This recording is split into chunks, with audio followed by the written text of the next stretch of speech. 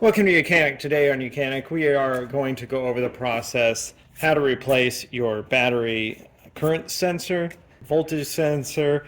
There's various different names for it, but it is on your negative battery post.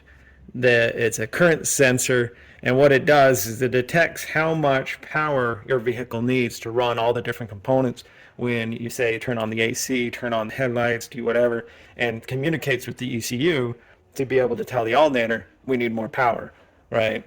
And to send it to where it needs to go. So sometimes you may have a code that comes on. This vehicle does say power charging system. It has an error. Did read the engine, read the code with the scanner, and it came back with a 180-1. It could be a different code for different cars, but the number one, it says battery sensor line communication error, right? So know that we're looking for that battery sensor. Now, of course, there's a couple things you'd want to start looking into. Checking the wire to make sure that it's not frayed. You didn't have any critters that maybe ate the wire, and check the wire down here. And so to check this wire more thoroughly, just be able to squeeze the clamp on this model, pull it undone, make sure we don't have a lot of corrosion here, and that the lines are connected to the connector. And then you would remove this wire loom to a degree very easily, and then be able to find, see if there is any other corrosion down in here, and follow the line as far as you can down there. You may need to remove the whole battery as it goes to the ECU and check that out. So if you've checked the wire line out here and everything looks to be good, then we would go to the result that it's potentially this sensor itself that has gone bad, right? And so to replace this sensor, it's part of the whole negative battery cable here.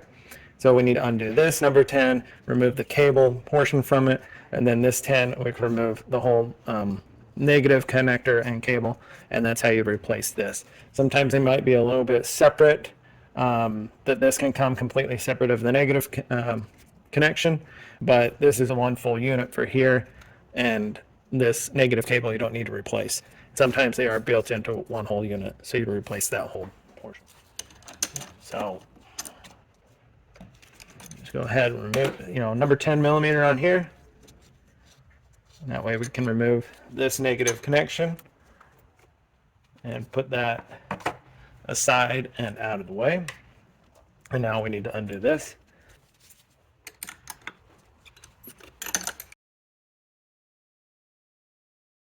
And so we now have our whole sensor that has been removed.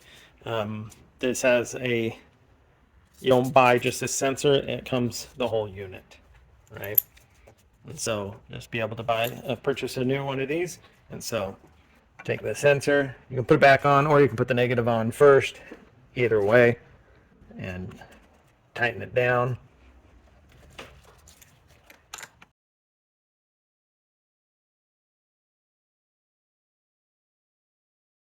You may find it important to put a little bit of dielectric grease on here, give you a good connection, and it keeps the water out. And then we put our cable on there.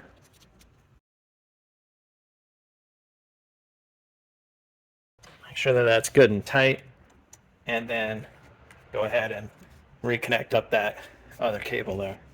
And so that would be how you would replace and do some diagnosing on your battery sensor, voltage sensor that is located on the battery. It would be very, you wouldn't want to let that go very long, because it really communicates and tells your car what it needs to do, where it needs to send the power to the vehicle. Thanks for watching YOUCANIC, where you can be the mechanic.